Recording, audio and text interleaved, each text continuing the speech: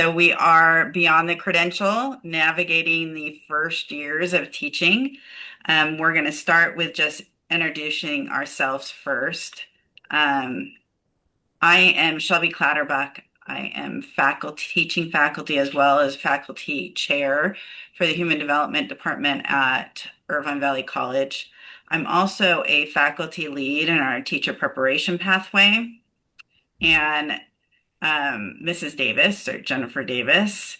I'm going to let her introduce herself, but I first just want to say the reason why we created this presentation because I have used Jennifer in several of my classes, and she very much resonates with my students and has taught me a lot too, especially about these first years and what she has gone through and advice that she can give.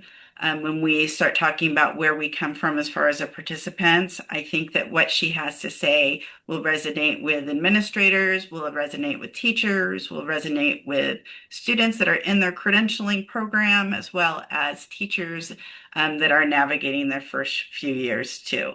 So with that, I'm going to let Jen Wow. Wow. introduce herself. Such a lovely introduction. My name's Jen Davis, Jennifer Davis. I am a second year teacher with my own classroom. I'm technically a third year teacher. I subbed for 1 year and then I got my own classroom last year and then this year. And I literally on was it Thursday last week? I am officially credentialed. I cleared my credential, but we'll talk about that too, because I didn't know that was a thing you had to do. So I literally just cleared that. So I am official. Congratulations, Thank you. Jen. Thank you. We also, if you would go back and look at the bios for presenters today, you'll see that Jen is also a tattoo artist, and she's more than just a tattoo artist. She does beautiful work Oh, in a lot of different ways. And I think that that also prepared her for a second career in teaching. And now she is, um, by career, she does both. So pretty yeah, amazing. yeah, And you'll hear her story. yeah, yeah. Oh, wait, what's that? I said, we'll hear your story. Oh, yes, yeah. Yeah. Um, I am not sure why I'm not going to my next slide. Come on now. Why would it not do that? I don't know. But we're going to do this and roll with it. See if it works in a second. This is our agenda for today. So we did speaker introductions. We're going to do a little bit of engagement and not too much because I want to go straight into our podcast style of questions and answers. When we get to that podcast style, if you have questions for Jen along the way, I ask you to put them in the chat. And then we may stop between the podcast sections. There's 5 of them, but we will for sure stop at this midpoint reflection. And then we also will have engagement at the closing end of the session and also a question answer session. So feel free to be engaged with the chat. I will be checking it along the way, and we'll either hold it at midpoint or we'll stop at each section of the podcast. So here's our open engagement question. Question number 1. If you could please put in the chat, where are you on your teaching journey? And if you're not a teacher and you are an administrator or your faculty, please put that in. So where you are in the education field or on your teaching journey. So I'll just give you a moment to just write in the chat.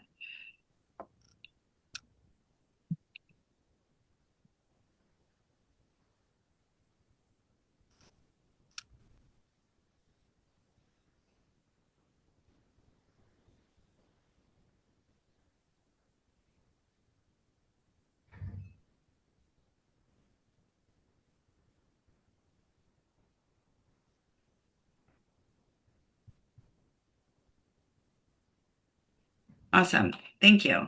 And we have question number 2.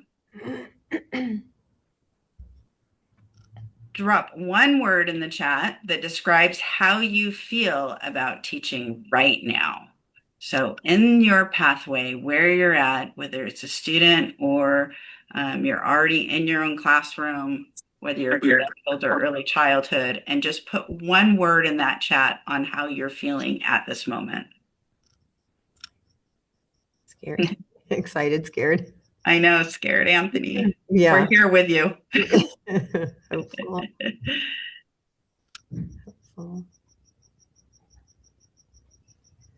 Great. Thank you, everyone. Excited. Great. Thank you, Crystal. Okay, so here we go.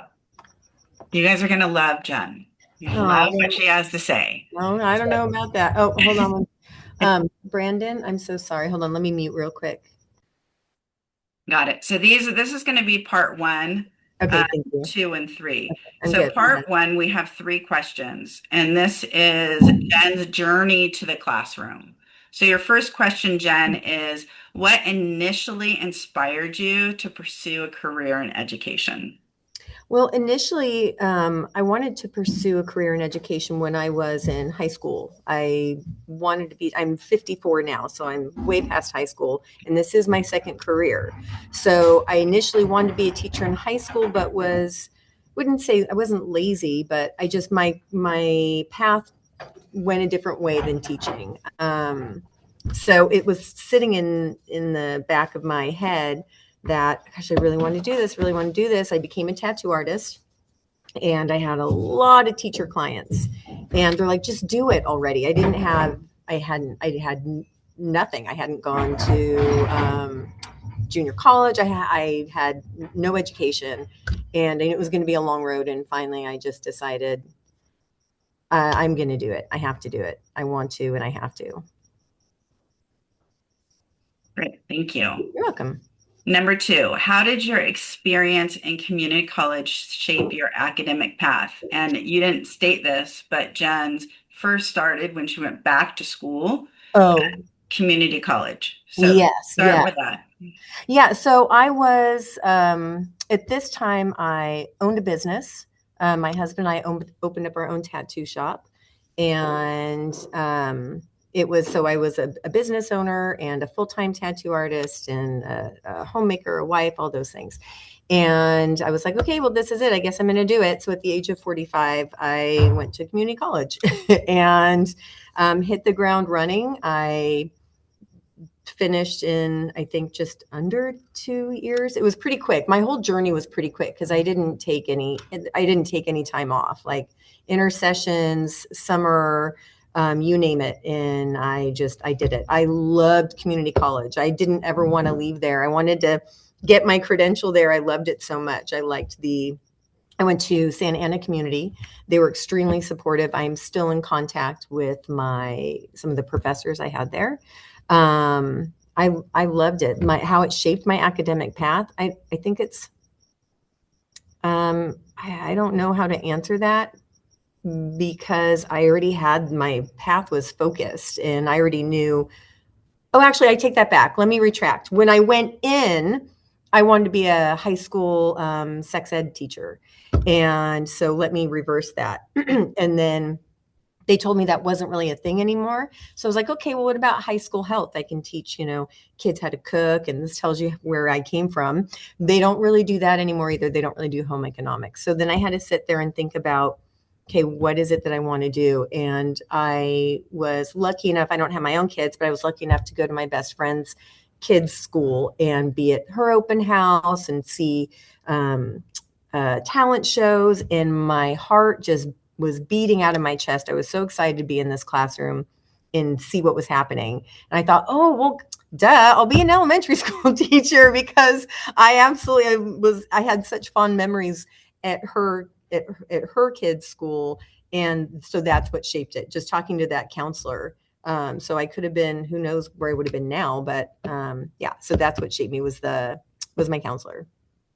And I'll put a plug in for Santa Ana College because that's where Jen went. And if I remember correctly, you really resonated and built relationships with some of those faculty over at Santa Ana. Oh, yeah. And that really helped you to what?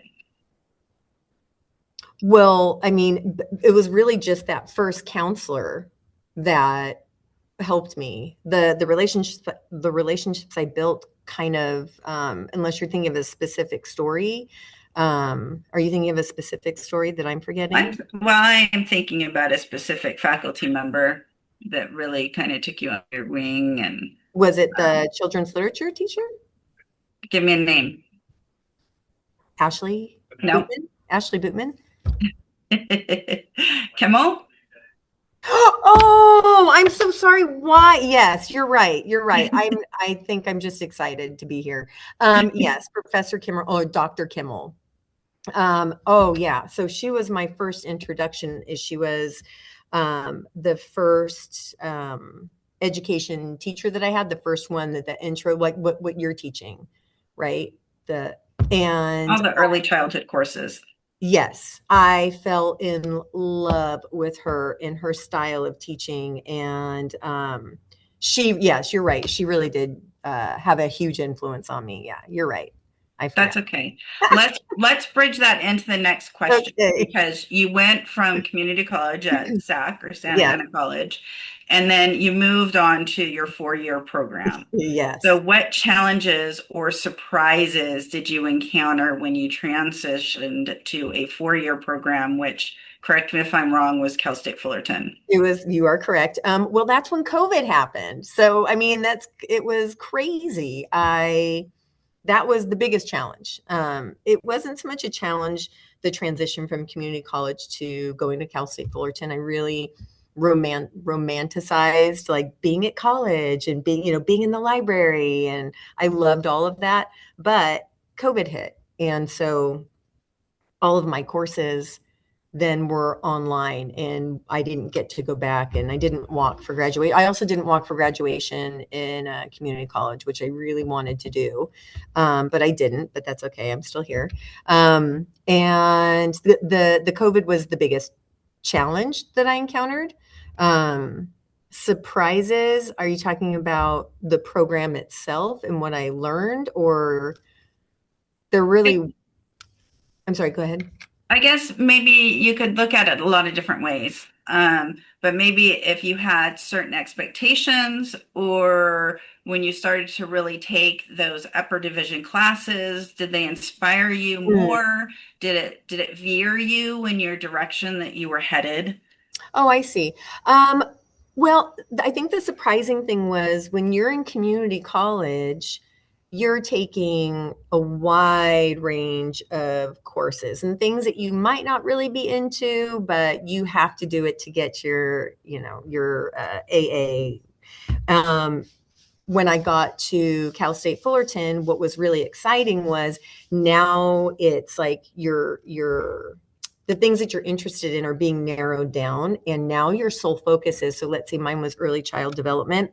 Now all my courses are focused on that. And that I found to be extremely exciting, because now we're getting into the meat of what I'm wanting to do, which is teach elementary and early child development, which I'm a TK teacher. Um, and so that part was, if I'm answering your question right. Okay. So that part was extremely exciting. And the further I got along in my experience at Cal State Fullerton, the juicier the classes got, because I got to build on top of the next one and the next one, which just went in depth more to that specific topic, which was early child development.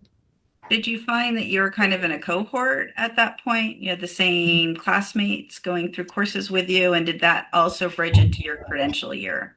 Well, my credential year, yes, we had the cohort. There were a couple of people sprinkled here and there along my path, but it wasn't until the year of the credential program that we had our cohort, and there was you get so connected to them because you're spending your entire credential period at school with these people, and you are literally crying, and you're literally, because you become so vulnerable with these people. At least, I mean, I know I did. I knew a few people really did, because you're growing and you're learning, and a lot of things come up with, especially when I was in school, with a lot of what's the word I'm looking for?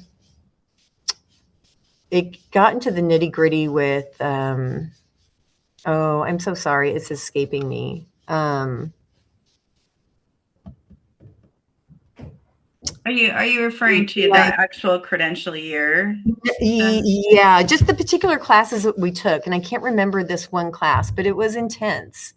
Um, but I don't know. I'm Yeah, sorry. the credential year is really hard, It's right? extremely challenging. And maybe that's also a good bridge into this credential program experience. And one thing I would ask when you're answering these questions too is in your 4 year experience in your pathway, in your 4 years to your credential, would you have done it differently, or would you have taken a different path that would have made your credential year a little bit stronger?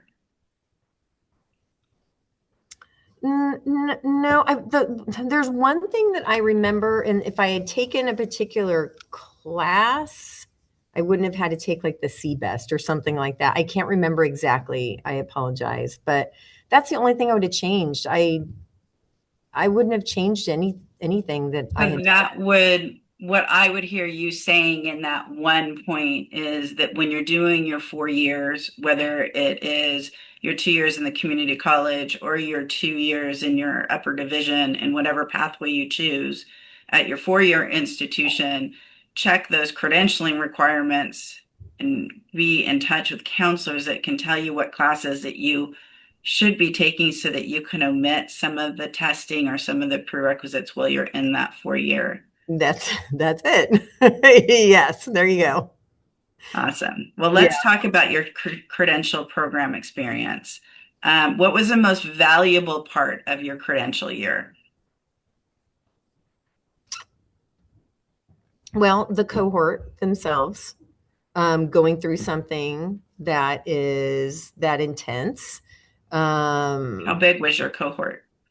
about maybe 24 of Okay, us. good. So medium size. Did you all finish? Yeah. Amazing.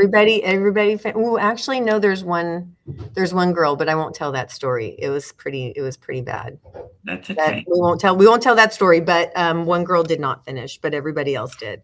The most valuable part of my credential program, so for sure, the people I met along the way. Again, so for me, relationships, I love to build relationships, and in fact, I'm still, just this morning, reached out to one of my professors that I had during my credential program. So one of the most valuable parts of my credential program was, I would say, building relationships, because you're going to still use them now. So I am now, 3 years into my teaching, and I literally just, sent out a text to her today asking for advice on something, and that communication, bridge of communication is still there, and that to me is really important.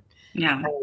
She's in fact the one of the reasons why I got the opportunity to hire or to interview at Cypress. She sent me a text message and said, "You have to interview for Cypress. They're not taking any more people, but I'm going to get you an interview." So it was because of her. I didn't Right. ask her. She did, she did it on her own. So it's building relationships, I think, that are so important. And we know, and research states that in cohort opportunities, those enhance completion rates because you can lean on each other. And Ruth had put in the chat, and going along this valuable part, are there mentors that you have experience with? Mm. What was your experience with having mentors, and did those mentors keep you going? Yes. So my mentors, even so through the credential program, be it my professors or when I was student teaching, and I'm still in contact with them. Um, they absolutely lifted me up. I'll tell you this, as a teacher, I I can cry a lot because it's a lot of stress, it's a lot of pressure. It's a lot more than I thought it was going to be, not in a bad way, but the emotional aspect of it, how much you take on, at least for me, like I never leave my classroom. I literally wake up in the middle of the night thinking about what I'm going to do. Yet I was just yesterday, I had an instance with a child, and I thought all night, I thought about it. Woke up this morning, I thought that's what I could have done different. But when you have your mentors, you go to them, and every mentor I've had, the two, actually, I was blessed enough to have one class that had two mentor teachers because they had a split class. And then my mentor for my credential or for my clearing my credential, not to mention Okay. the other people along the way, but they're there to help you. And they've helped me see that, you're not bad at this. It's part, you know, of teaching. And even seasoned teachers go through what you're going through. It's just part of teaching. So they've definitely been there to help support. And yeah, I can talk to my husband and he's extremely supportive, but it's way different. It's way different than talking to someone who's actually in the classroom. It's there. You can't, I don't know what to tell Yeah. you. You just, until you're in it. So you had positive experiences with mentors during your credential year, and Yes. that has also aligned with these first couple years, which we'll get into. Yes. Before we move past the credential year, were there aspects in that credential year that you wish had been different or Yes. more emphasized that would have helped you prepare for Yes. your actual in class? 1,000%. You can only teach so much and you have to be in the class to be able to learn, which I understand. We can They can teach you how to write lesson plans. They can teach you how to in one of my classes we made puppet. I mean, there's all sorts of things they can teach you, but until you're in the classroom, one of the things I really would have loved for them to do is have a whole class on classroom management. They talked about it here and there. That would have been way more helpful to me, because you could read a book. I've read Harry Wong's The First Days of School. And I mean, I still look back at it, but it didn't really, until you're in the class and give me something. But we didn't really learn anything, honestly. I mean, they told us about call and response, and you're like, oh, okay. And you watch videos of these seasoned teachers, and you're like, that's easy because a seasoned teacher is going to make it look easy because they've been doing it forever. Going into the classroom as a student teacher was extremely helpful, and I learned a lot. But hindsight, it would be nice. And I don't know if other schools do this, but my school didn't. And that's fine. I love Cal State Fullerton. It would have been nice to be a student teacher the very first days of school. How do they start their class? How do they implement these rules? How do they implement this child goes and sharpens a pencil? I didn't think about that. How do they, I mean, it's everything how a classroom is run. And I fumbled my way terribly through my first year. And thank God my principal saw something in me and hired me back for this year. But in a nutshell, classroom management. Well, let's go into that first year of teaching, but I do want to expand really quick because you did share this with one of my classes once upon a time, Yeah. that if you could do anything before you go into your first year, go and volunteer and spend that week before Mm-hmm. school starts into that first week, because your credential year will never be that for you because you start at the same academic year. Yes. So as you're preparing and you want to go volunteer, that was some of the greatest advice that you have given my students, because they could ask a teacher that they know, hey, can I come shadow you the week prior and then stay with you that week before or the first week of school? Because a lot of that behavior management, or Mm-hmm. more so guidance that we do preventative, can happen the week before school starts and that first week of school. Well said. Yes. Okay, so let's talk about your first year. Okay. First question. What was your first year like teaching first grade? And what came easy to you and what was difficult? My first year It's teaching, okay to cry. I might. My first year was extremely challenging. Um, mm,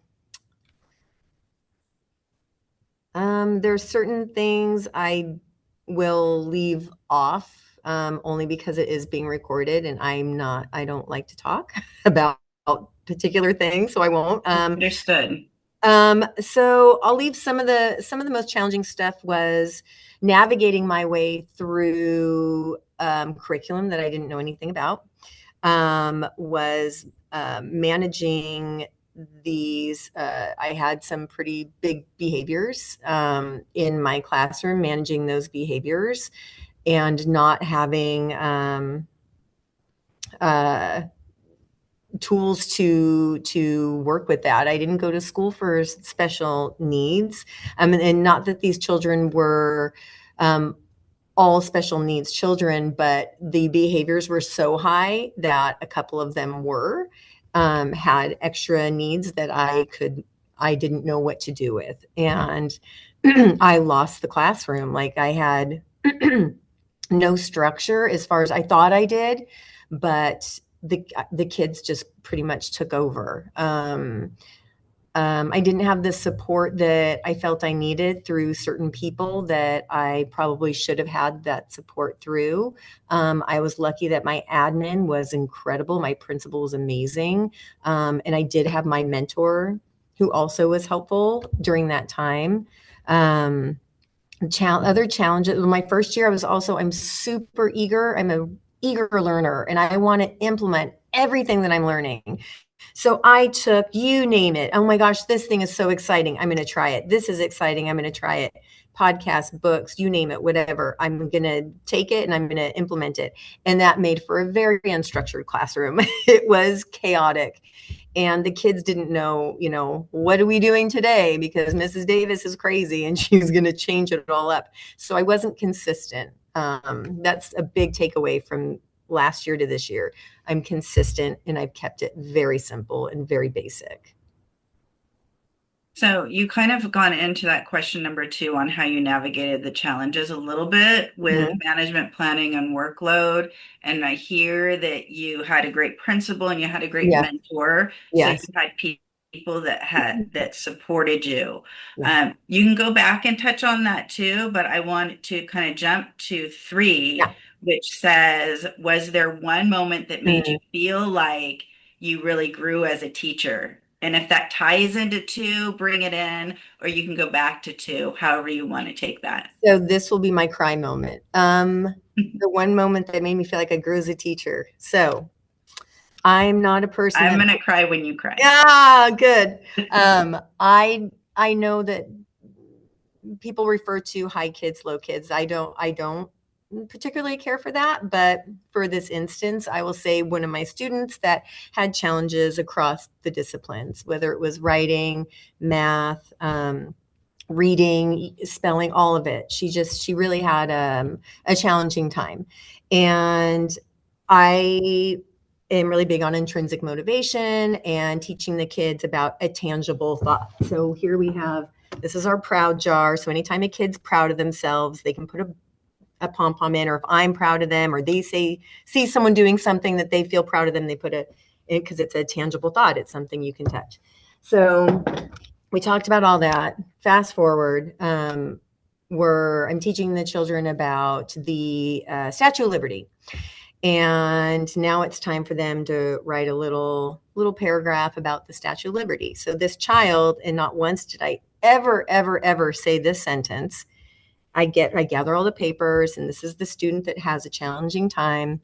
And in her paper, she wrote, the Statue of Liberty was a tangible gift from France. And so for me, that was a big moment because I was so very proud of her.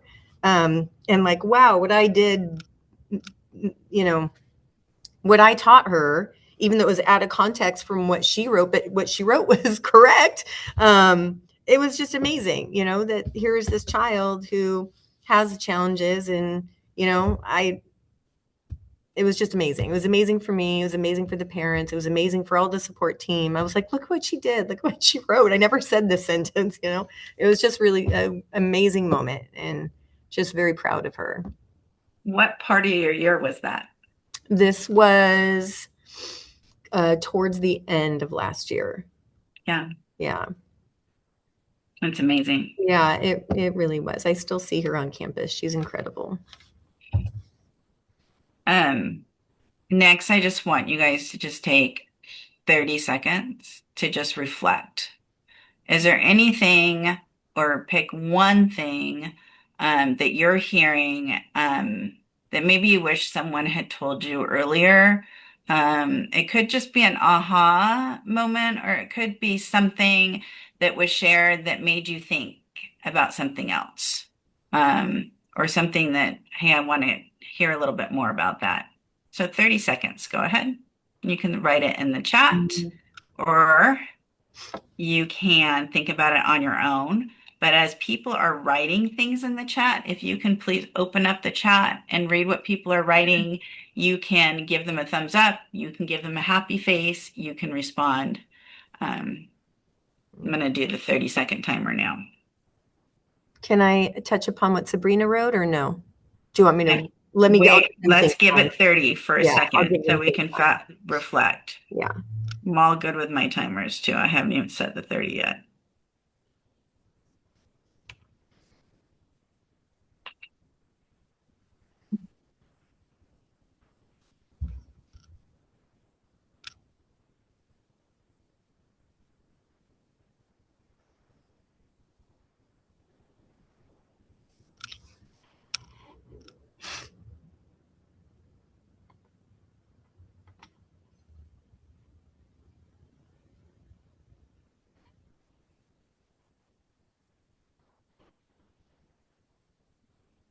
All right, Jen, I'll let you go ahead and take Sabrina's. Okay, so for me, this is just for me. I'm sure there are other teachers out there that didn't, and it didn't come out wrong at all. So just so you know, Sabrina, you're all good. Since teachers go through observation hours, yes, that we go through that. The student teaching the credential program, is there some for you future teachers that could make you feel like you're not going to fall into feeling completely unprepared their first year? I can only tell you my experience. You might go into it and you might rock it, you know, and feel super confident. You might have this team that just is there to, you know, carry you, you know, through it. And I'm, if you can't tell, highly neurotic and very like, so for me, I'm an overthinker. And if I don't know. I mean, I don't know how to answer that. It's You just don't really feel like there was something that nothing could prepare you for no, like being a teacher no, until you're a teacher. that's me. Yes, nothing prepared me because Right. when I came into that classroom, Sabrina, they already had their systems in place, and it was so beautifully executed that for me, I thought, well, yeah, that's what it's going to be like when I get into my classroom, and I get in there and I realized I didn't know how to start the process Like of the transitions and stuff. thank you. Yeah. Yes.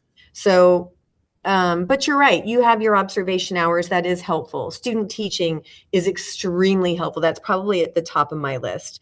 The credential program was helpful. It's not that it wasn't, but when it comes to being in the real world, real time classroom, it was the experience for me. Yeah. But maybe Sabrina, you're going to be amazing. I'm sure you're going to be amazing. You're like you're going to be amazing. But if you do feel completely unprepared, it's going to prepare you for the second year.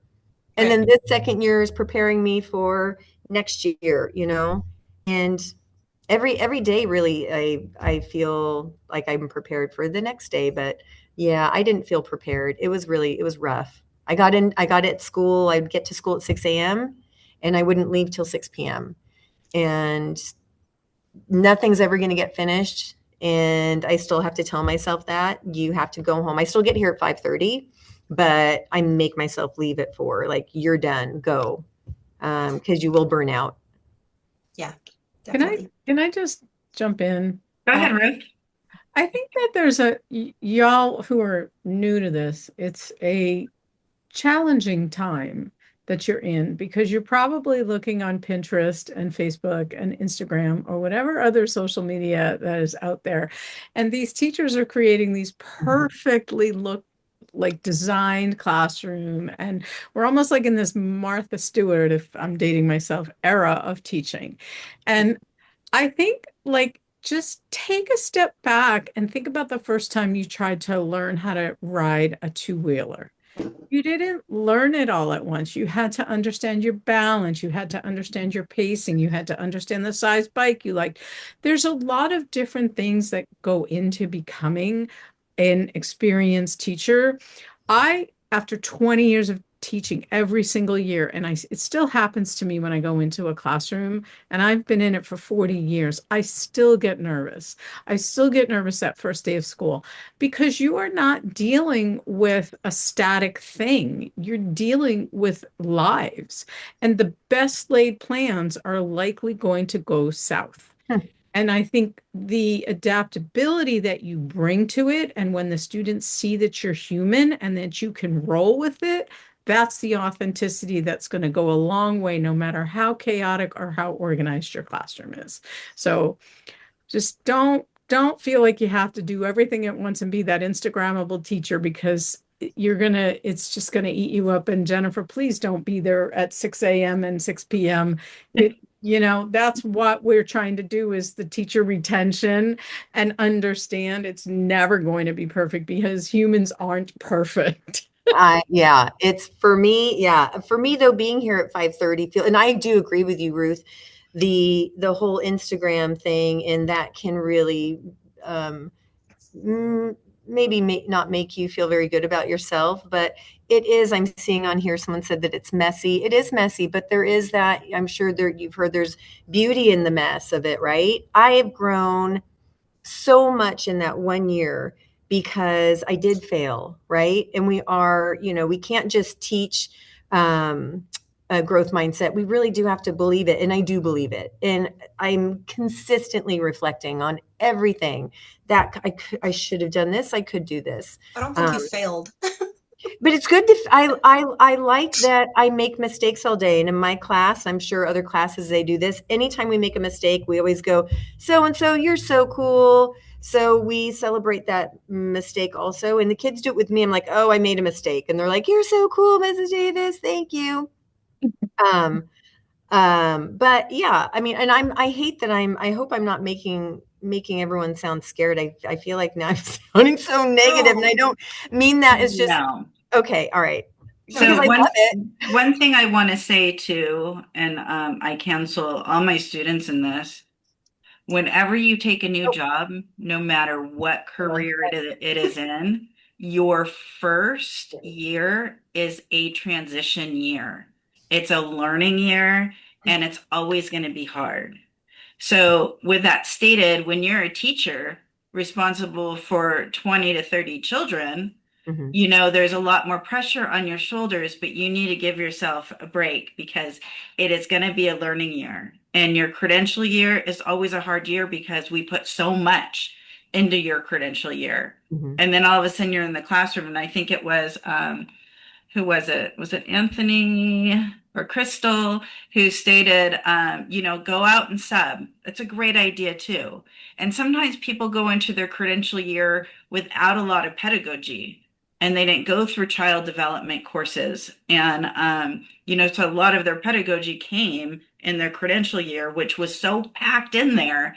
And then they're thrown into their first year teaching. Even if you substitute, that brings its own challenges, but give yourself a break because that year is going to end and you will learn from that year and you'll bring it into your next year. And that's why I love bringing Jen in because she has that experience now to talk about, her second year and now being in TK. Mhm. So that brings us, because I know we're at 2:43.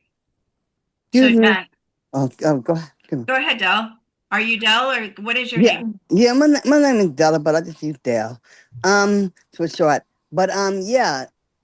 I truly respect and honest take on things. That's why when I first was talking to Ruth, I was letting her know that you can you can be seasonal, you can be whatever, but it's up I mean, it's okay to take it one day at a time and be in a safe place with self and say, you know, this is a new experience to me. I think I'm going to need some mentorship. That's what I said. You know, even before I become a sub, because before you become a sub, you have to be able to take your time and know your worth and know who you are and be safe within yourself to say that, you know, I'm human.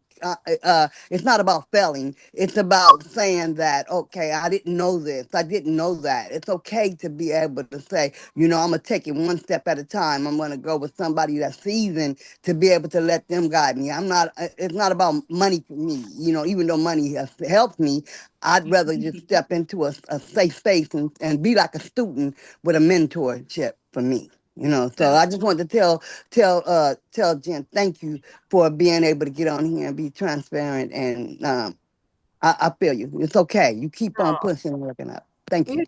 thank you, Dell. That's so sweet. That's great advice for everybody. Thank you. So one thing that Stell stated too, which brings us into question number two that's stated here, Jen, I'm going to kind of combine these and then end with number three. Okay. So one, mentorship is so important. Mhm. And if you're not assigned a mentor, find a mentor.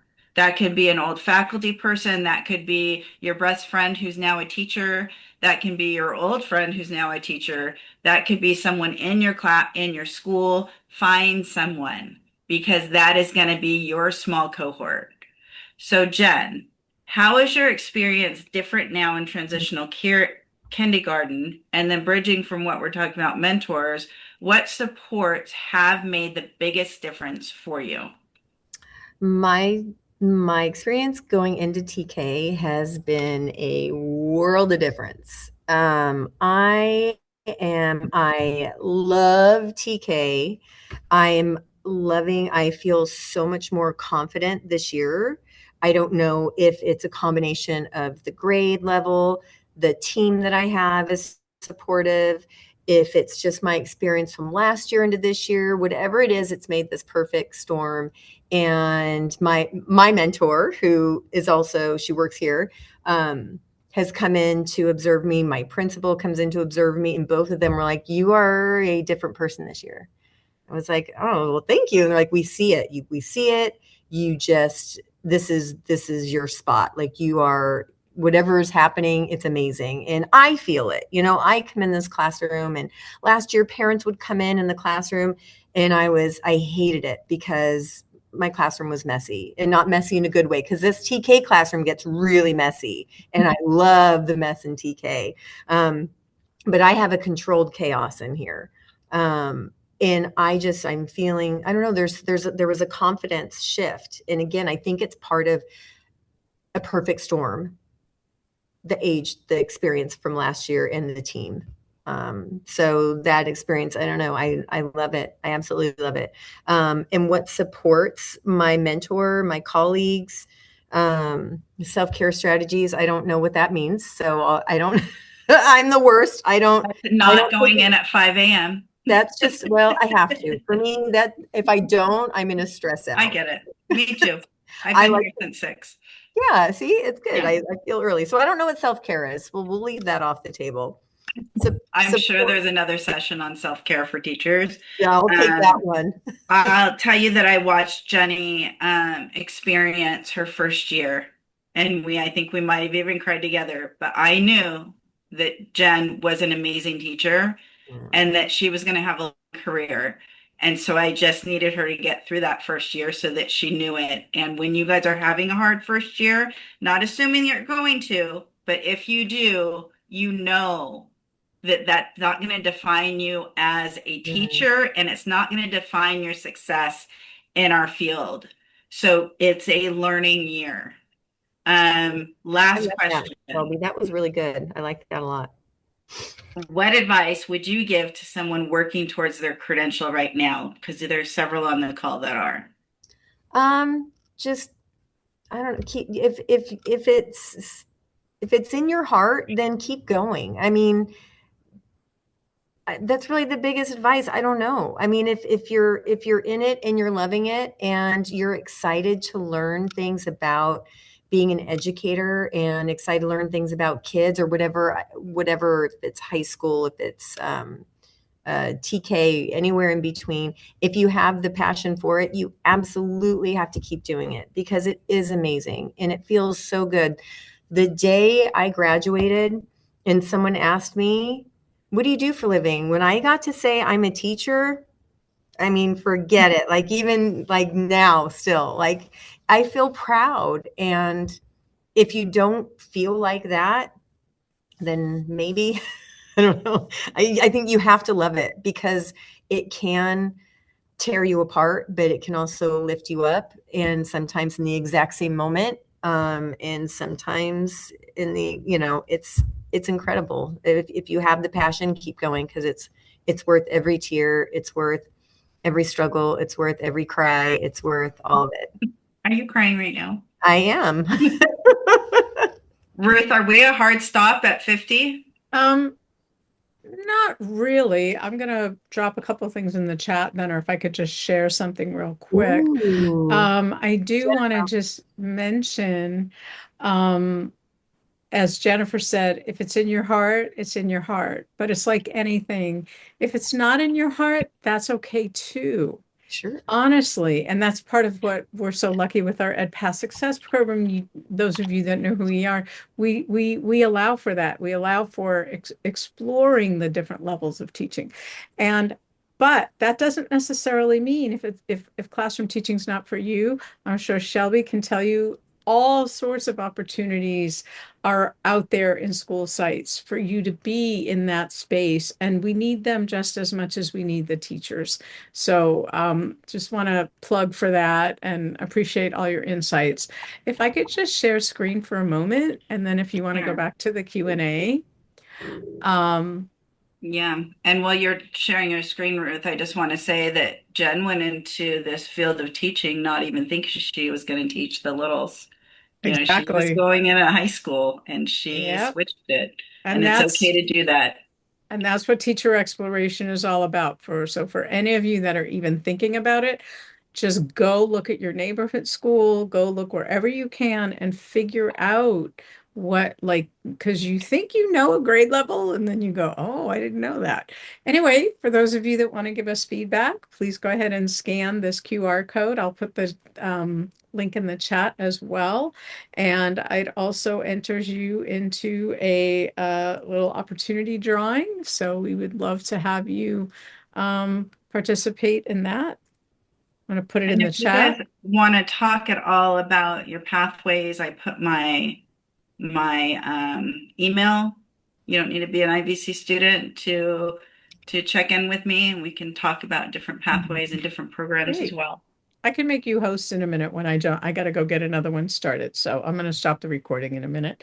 And finally, if you are psyched about Teach for LA, which is what we're doing here, there might be something on wellness tomorrow. So if anybody wants to look at what's up on the menu, feel free to scan that. And you can still register. You can register for, we've got one or two. I think we have one more coming up now, which is related to ECE actually. So just two shameless plugs for that. And I will turn it all back to you. And thank you for your honesty and authenticity. It is a wonderful profession and it comes in all shapes and sizes.